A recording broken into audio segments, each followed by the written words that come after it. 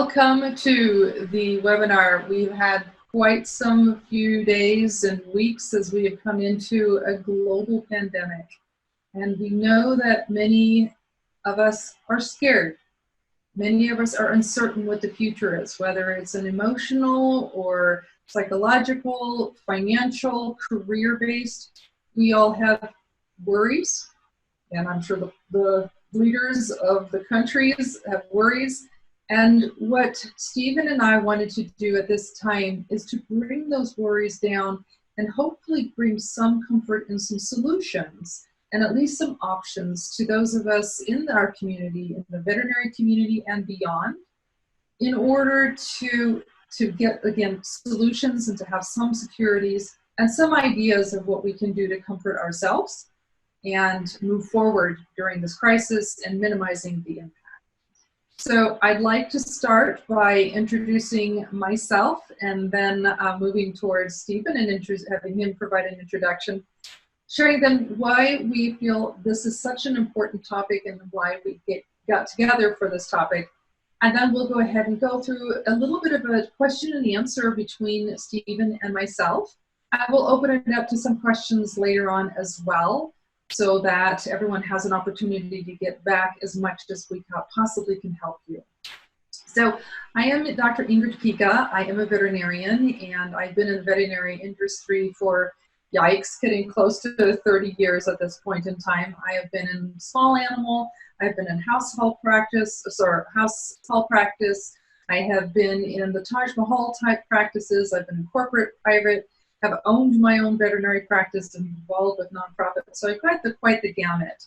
And over the last 10 years, I have expanded beyond the veterinary side of work and really explored and worked with businesses across the board and industries far beyond the veterinary and medical industry, and working on how to make more collaborative teams and a long-term revenue driving business so that everyone gets a win-win-win solution. So as we have come along with the COVID crisis, we found that the online direction has been another way for us to reach out to each other and to still support our communities. So thank you for joining us. Stephen. Thank you. My name is Stephen Patterson. I'm a financial consultant. I've been in the financial services business, over 10 years now. Started off in the banking world, and it started off before the first crisis that we hit, which was the big 2008 crisis. And during that time, if you had a pulse and could fog a mirror, you can get a loan. And a lot has changed since then. My career path has changed along with it. I had an insurance background. I started with my father-in-law, and he ran the insurance side, I ran the financial services side. And up until about a few years ago, broke away and doing this independently, exclusively doing the financial planning, investments, retirement planning, those type of things. And I took a real big interest in working with the medical field, and in particular veterinarians, just because my wife's one, and I know and understand the challenges because I live it. I live it every day. I know what it's like to go to a practice every day, at least from a husband's perspective. Your wife goes to work and you have no idea, the clinic closes at 6, but that doesn't mean they're going to get home at 6. And I know that there's a lot going on. There's a lot on your plate, and having that issue and stress of financial comfort, financial success is definitely one of those big things that's definitely lacking in the veterinary field as far as getting support. And I just thought, what if I can lend my experience, my knowledge from what I've learned from being, really, really dirt broke coming out of vet school to now transitioning into to ownership of a practice here fairly soon, and just running the whole gamut. So I think I have a lot to offer here that I can help use my knowledge, my experience, and share that with the veterinary community and help them get them on the path to financial freedom, financial success. Well, I'm definitely very honored to have you on the call here, Stephen. And I also wanted to share how the two of us got together very briefly, because this is a way this is the way of the current, and it is the way of the future, and it is going to be an impactful way for all of our listeners here as well to move forward into whatever the new pathways may need to be if their current status doesn't work. So veterinarians don't take advantage of the LinkedIn platform as much as I've seen other industries do. And I encourage as veterinarians to take part of LinkedIn, open up a profile, start exploring and networking there. And those of you that are already involved with LinkedIn, and I have many colleagues in the outside the veterinary industry where we've learned to collaborate, we've learned to communicate, we've learned to refer each other cases and clients through the LinkedIn platform. Well, the way that it happened with Stephen is all of a sudden I got a private message from Stephen just saying hello and wanting to get to know me a little bit as a veterinarian, as a consultant. And there was something unique about Stephen's message that was much more customized and personalized. So I responded back and we scheduled a call. And I keep sharing how amazing this story is, because we had never talked to each other. We had passed maybe, 2-3 messages back and forth just to schedule the call. Within 20 minutes of first saying hello on the call, Stephen and I had mapped out an entire program for the veterinary industry to help combat compassion fatigue and financial health within 20 minutes. It was unbelievable. And so you can see the dynamic that is between this very experienced financial advisor and being able to combine that with the business consulting. And so when we realized what's going on here and the compassion fatigue and just the stresses going on within the hospitals and other practices, which now is broadened throughout all industries, just globally. So some of the questions, as I mentioned before here, will pertain to the veterinary industry. Many of them can be expanded beyond, and we want to make that a benefit to all of you. So, all right. Well, I just wanted to kind of start. Stephen, you had mentioned the stresses in the finances and the financial health of people, and right now they're really facing that. So what would you tell the people that are really stressed and worried with the impact of the economics and the socioeconomics within their job, within the world, within their industry? What would you tell these people that are worried they can't pay their bills? Sure. Well, the biggest thing is you just need to know that there are always options. There are always going to be possibilities. You're not going to be kicked out of your house. You're not going to lose your car. One of the great things about our country is our leaders really take it upon themselves and step up to the plate when the crisis hits this. And so the big thing is be aware of the resources that are out there. The big thing right now, especially with these the bills that just got passed through Congress fairly recently, you have the ability rather to work with your lenders. So if you're in a spot where you're not able to pay your mortgage, don't just stop paying your mortgage. Get on the phone, talk to your lender, and work out a strategy with them.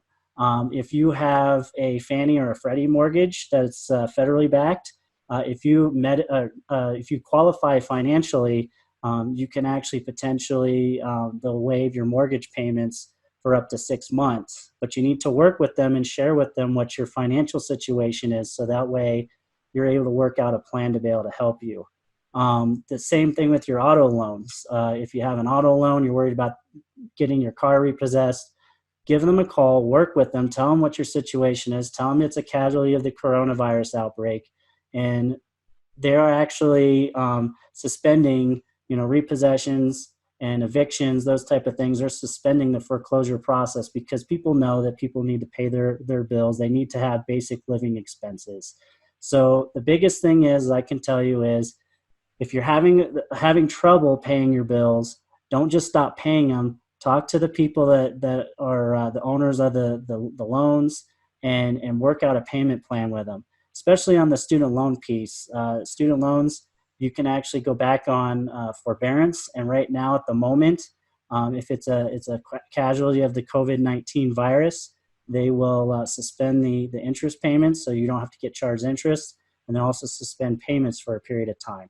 But you have to be online and let them know, or contact them, let them know what your situation is. So it sounds like on a personal level, the companies, the mortgage lenders, or any of the debtors are willing to work on a one-on-one basis to make exceptions that normal circumstances we would not have as an opportunity. Is that correct? Yeah. And then on the business side, I mean, they do have ultra low interest rate SBA loans that are available to help businesses make their payroll, pay their employees, keep the employees happy, and keep them in good financial standing. And so basically what I say is if you have the ability to take out one of those loans, it's great to have it and not need it than to need it and not have it. So just because you take the loan out doesn't mean you have to use the money. You can put it in a savings account, use it as kind of like a line of credit, and then once the crisis is over, pay the loan back, and then work out a strategy where you can actually pay that back with interest.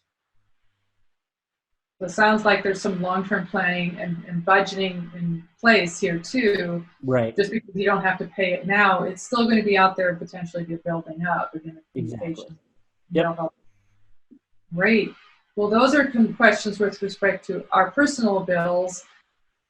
We were always worried about what was going to happen with the economic collapse, and we have certainly seen some fair share of the stock brokerage and some of the values of retirement funds being severely impacted over the last just few weeks. Stephen, what should people expect when they open up their next quarterly statement in the next month or so? Sure. Well, I mean, the biggest thing is to know that markets, they hate uncertainty, and you can't get much more uncertain to introduce a biologic crisis with no time period or in period in mind. That is the ultimate definition of uncertainty. So that's the big driver why you're seeing the market drops we've seen over the last couple of weeks. So when you get your quarterly statement, don't be surprised if you see some red in there, some negative numbers. But here's the thing. It will come back. So the number one thing is do not panic. And the best analogy I can think of is this, is when I was growing up, I played a lot of street hockey, and we play in my parents' driveway. And every so often, parents had to back the car out, drive it, and get somewhere. We'd have to suspend our game, put everything onto the side of the driveway, let them pull out. And then once they're gone, put everything right back. And then we just picked up right where we left off. And the same thing is happening with our economy right now. Essentially what we've done right now is put a giant pause button, say, everybody drop what you're doing, go home. Let's practice the social distancing, do what the leaders of our country are suggesting to do, weather this crisis, and then once everybody's healthy, let's go back to work again. We're going to hit the play button again. The economy, the fundamentals of the economy are still there. This is very, very different than the 2008 housing bubble. There's no bubble to be burst here. It's just an unfortunate circumstance where we had a virus, a pandemic came out of control.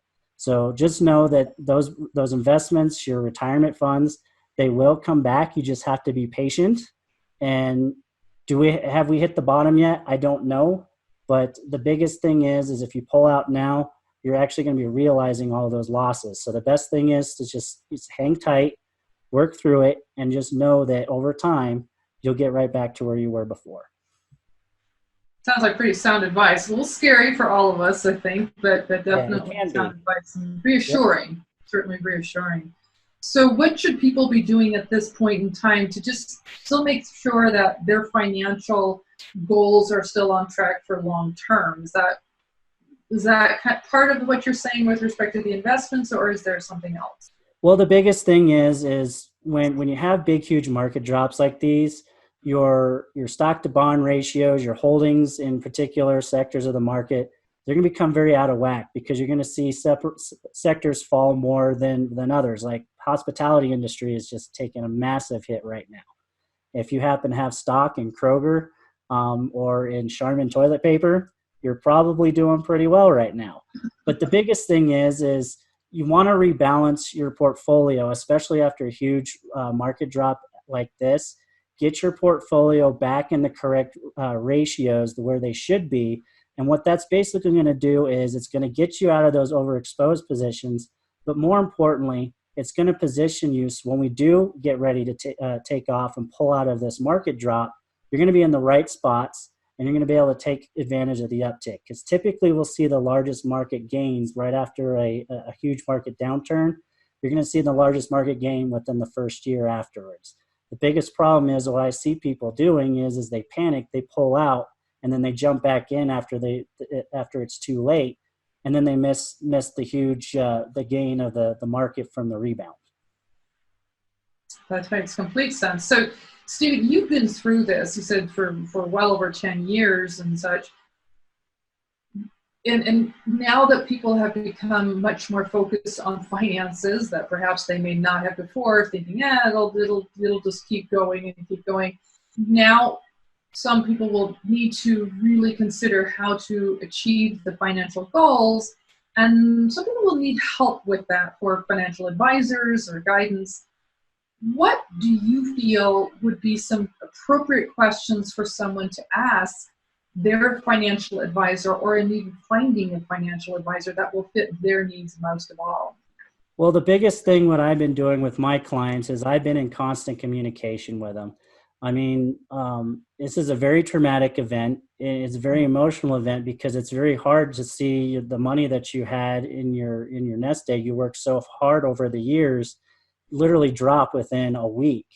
So what I've done is I've been on constant communication with my clients, just reassuring them that, this is just kind of a blip in the radar. We're looking 5, 10, 15 years down the road.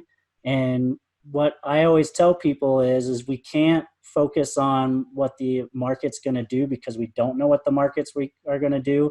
What we can do is focus on the plan design and making sure that the behaviors that we're taking maintain the integrity of the plan that we put in place. And so when I have people, when they're shopping for financial advisors, the number one thing you want to look at is okay, what is their background? What is their philosophy? You want to have an advisor that shares your philosophy when it comes to not just investing, but just handling money in general. And an advisor with an insurance background is going to have a very different philosophy than an advisor that has a stock or an investment background. So the biggest thing is find somebody that you align with personally, and you really feel that they have the same outlook and the same look on life that you do. And you really could say, hey, I could sit down and have an intimate conversation with this person, because that's 90% of what financial advice is. A good financial advisor is going to help you with the behavior piece. Making money and finding the right stock or finding the right investment. We all have the same tools that are available to us. And to be perfectly honest, a lot of times it's a crapshoot. There's people that look at spreadsheets and computer models every day, and they're not any more educated than at picking these things than we are, than the general person is.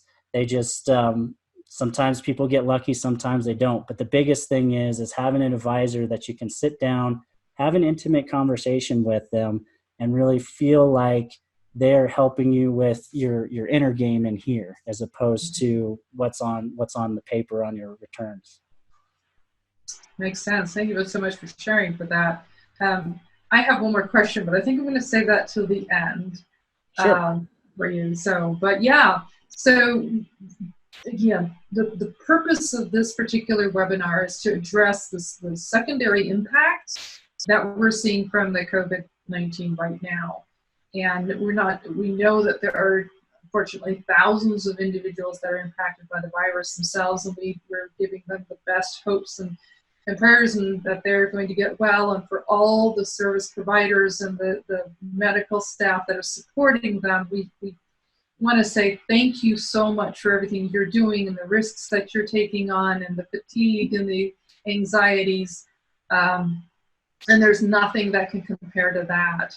As we look through the trickle down, we do see that in the companies and businesses in the United States, they're facing their own challenges as well. So the second half of this webinar is addressing the business as an owner, as a team member, as a leader, and as an employee. So, Absolutely. I'm going to let Stephen kind of lead this part. Well, great. Yeah, you at the beginning of the webinar, you really touched on your experience in the veterinary field, and I'm sure you've seen more than your fair share of challenges that have come up over the years in your professional career. In light of what's happening right now, especially because this is such a big unknown, people don't really know what to expect, how this is going to end up. How are people in companies being most impacted by the current economic and social distancing connections or conditions that you're seeing being enforced around the community right now? Yeah, obviously, I think we're all seeing the huge impacts, especially even just a few hours ago where Colorado has enacted a lockdown for statewide. We're seeing that that's making a big impact, yet we do still have companies that are necessary business runnings, and so there have to be the HR part of managing that. I was speaking with a veterinarian earlier today, and how she was needing to create a whole new shift, not only the workflow within, but keeping all the clients outside of the building and allowing that for workflow. Well, how do you do that when it's snowing outside and you've got a poor staff member that's standing in the snow writing down notes on a wet piece of paper? What can you do then to transition that into phone interviews and minimize that connection and basis there? How do you keep the pets safe in that particular building? There are vaults between the outside and inside door that you can utilize. So there's a lot of individual changes. I want to back up for a minute also and make sure that we all understand the difference between the various business entities. We hear a lot about the large corporations. So for example, Starbucks, which is able to funnel in and help in different manners than to its employees and increasing some of the benefits and offering additional pay and differentials versus the small business owner. And defining a small business is per the Small Business Association Administration, is any company that has less than 500 employees. Well, you think, wow, 500 employees, and not too many veterinary practices, unless you're going into a corporate level, that have those numbers anyway. So then you can chunk it down even further, less than 100 employees, less than 20 employees, less than 10 employees, and bringing it all the way down to the solopreneur, which that expands oftentimes generally way beyond the veterinary world, where we think of all the solopreneurs, and whether it be someone that is a dietitian, or someone that is a trainer, or someone that is an accountant, or a coach or speaker. There's a lot of nuances. The vast majority of businesses in the United States really are, 99% of them are considered that small business. And there's like 30 million small businesses in the United States. So there's an incredible impact we're going to find here to the economic source.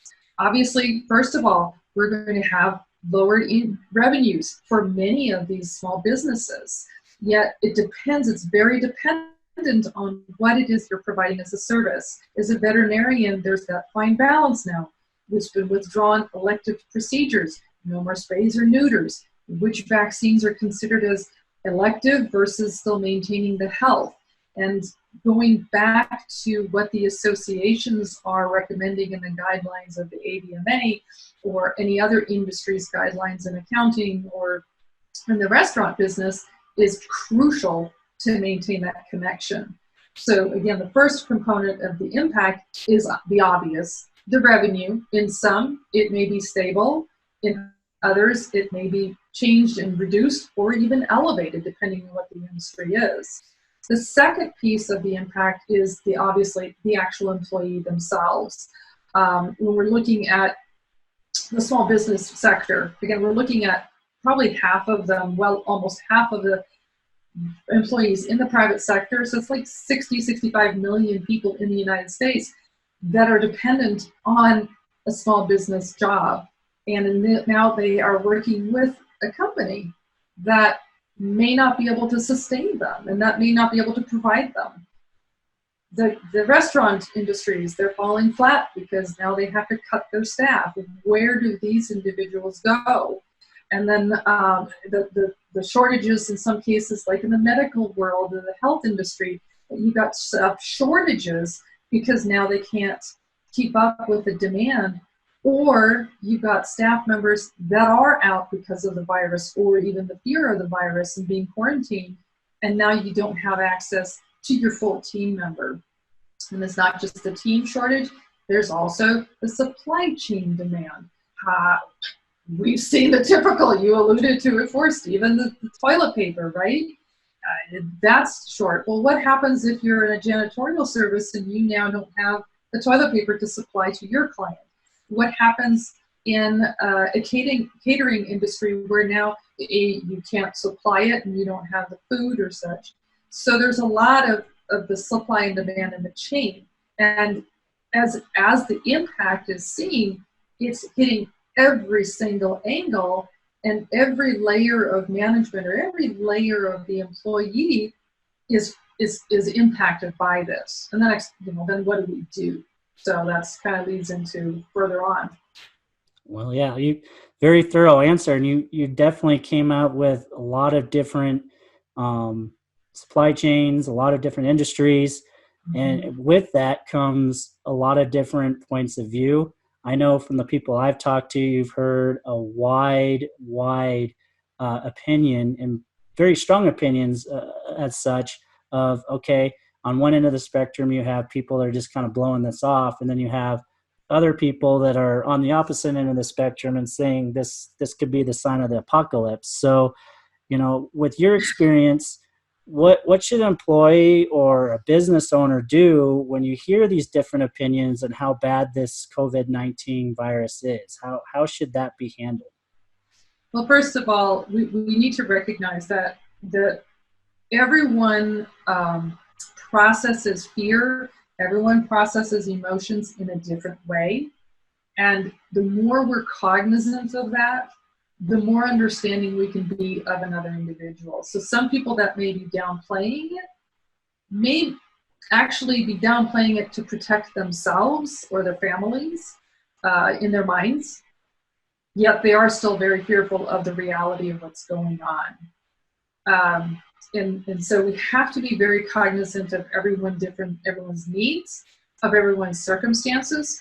When you have a coworker and let's say they're taking care of an elderly family member, or they have young children at home, they may be the sole wage earner, or they may just be a hobbyist and this is not what their sole source of income is, and they have another nest egg already taken care of. People are going to respond very differently. And the first thing in any kind of a team management scenario is there has to be transparency and open communication and dialogue back and forth. Most of the resistance occurs when people don't understand and they feel like they're being lied to, or the trust factor is not there. So they don't know.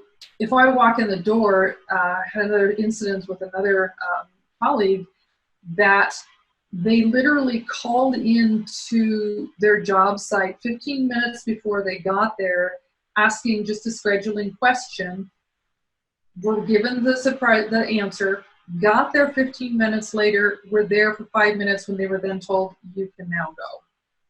So the trust level just suddenly disintegrates as to, well, how do I know what's going to happen, versus being open and honest, saying, this is what we're facing.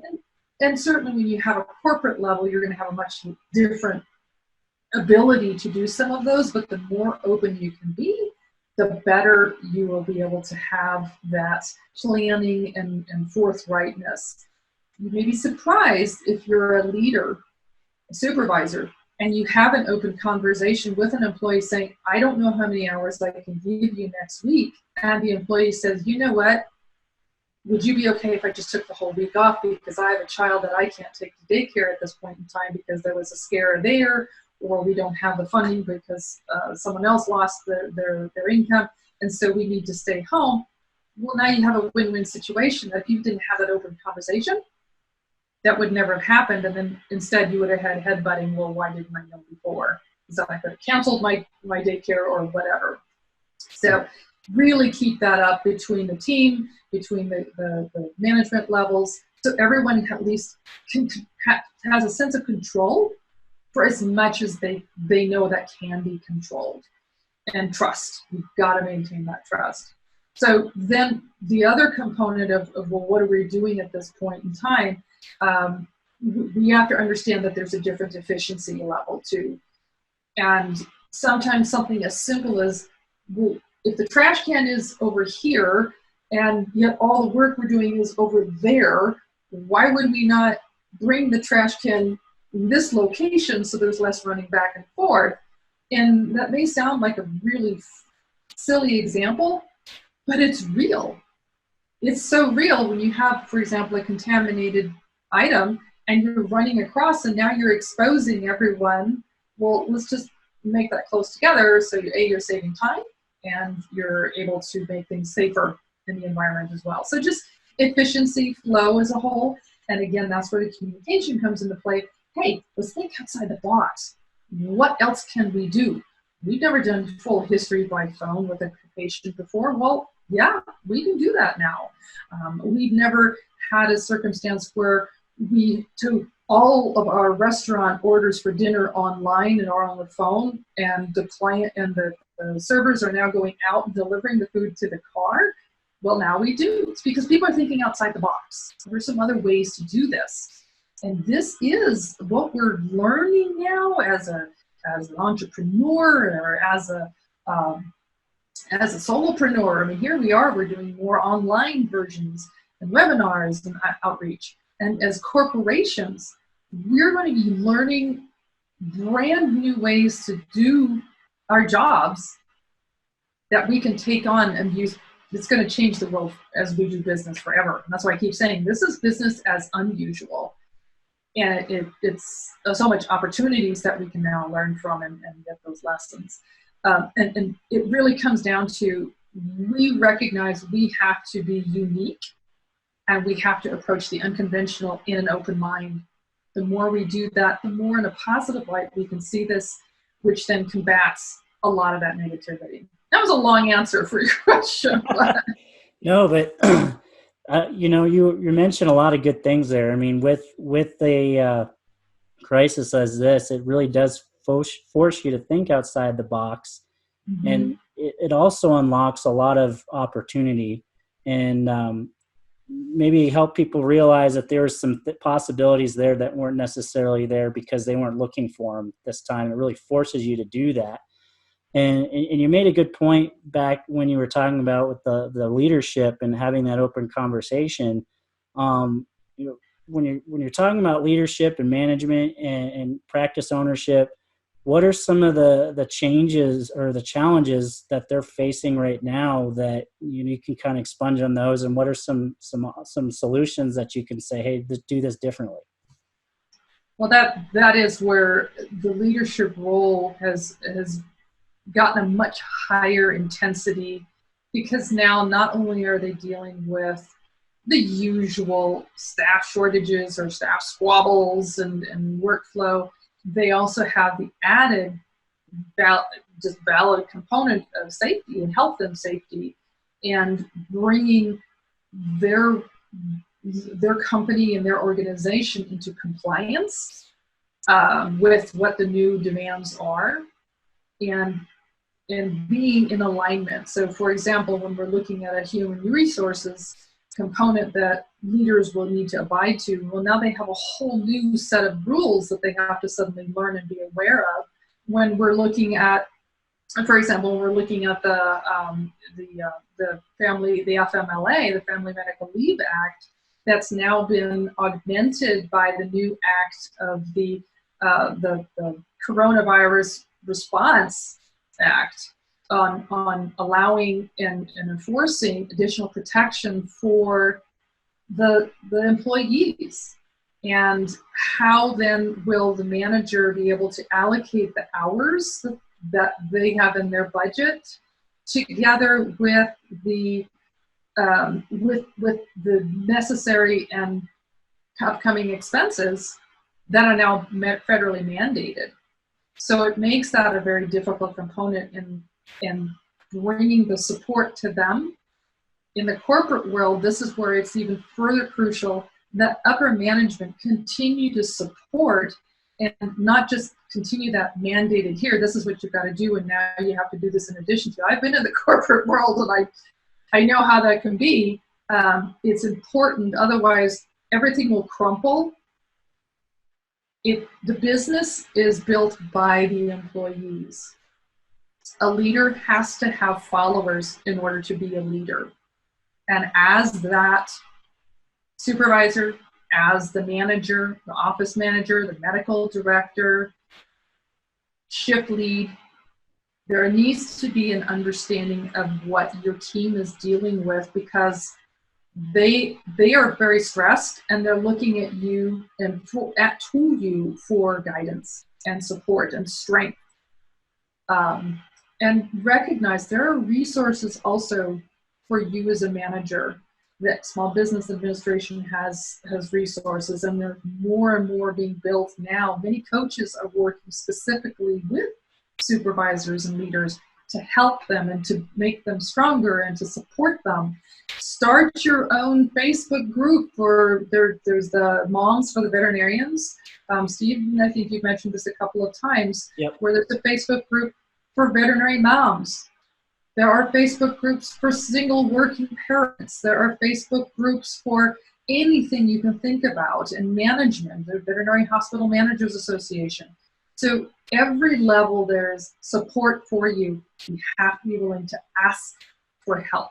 That's so critical, because you're going to need more help on supply chain, because that's bringing you challenges, the pricing and adjustments and staffing. Hang in there. We're going to get through this.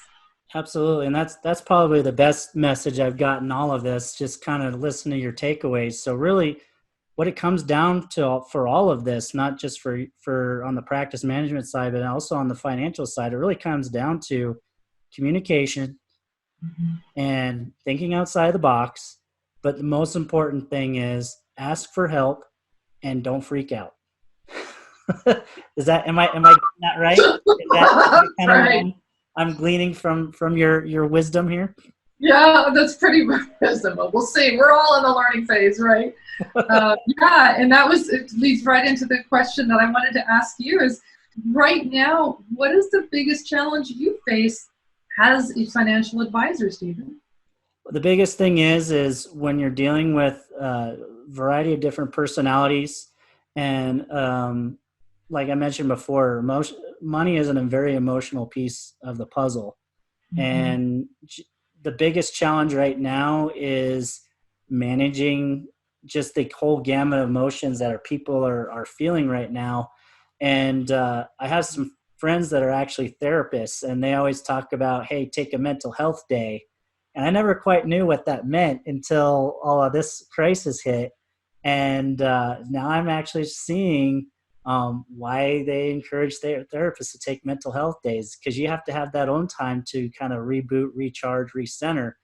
Because a lot of times when you're talking with a client, the money piece is there, but it really kind of centers back to, somebody's relationship with the family, or the challenges or the stresses that you're having with the job, which I think why your role is so critically important for sure, Ingrid. But that's the biggest challenge that I've seen. And then there are some times where the market you drop and you continue to see red on the board, and you just got to remind yourself, hey, this is just part of the process, and you have to be the voice of reason out of all of this and say, hey, we put this plan together. We've prepared for this. We knew this was going to happen. We knew a downturn was going to happen. now let's modify and adjust. And being that voice of reason is the biggest component that I can see as a financial advisor bringing a value to clients, is helping them calm their fears, saying it's going to be okay, and it will come back. Good advice. Definitely good advice, Stephen. Well, I think we have a few more minutes. If anyone has any specific questions, you're welcome to type them in the Q&A section down below. Stephen, then you can just want to read them out loud, and depending on who it pertains to, if it's pertaining to you or to myself or both of us, then we'd certainly be happy to answer those as much as we can. And then what we'll also do is we will go ahead, we have recorded this particular webinar. We will be posting it and making it available not just to you as registrants. We wanted to also make it available to more of the community. So we'll get you more information on where it will be posted. We'll have links on it on Facebook, Link, and Instagram, probably Twitter as well. If you want to share it, if you have any additional questions. Stephen, how can people get a hold of you if they have further questions? Best thing to do is you can go on my website. It's www.pattersonagency.com. Has all my contact information there. It's got a link to my blog where we're talking extensively about the outbreak here. Has some great resources as far as financial calculators and great little how-to videos if you're looking for some self-help tips. Just kind of get you on the path, get you well educated, and that way when you're ready to make a decision, when you're ready to work with a financial advisor, you have some idea of what goals you want to work on, what type of things you want to talk about. Fantastic. And I'm Ingrid Pyka. You're welcome to take a look at my website, www.ingridpyka.com. That's INGRID, P as in penguin, YKA.com. Or you're welcome to reach out to me directly on email, ingrid@ingridpyka.com.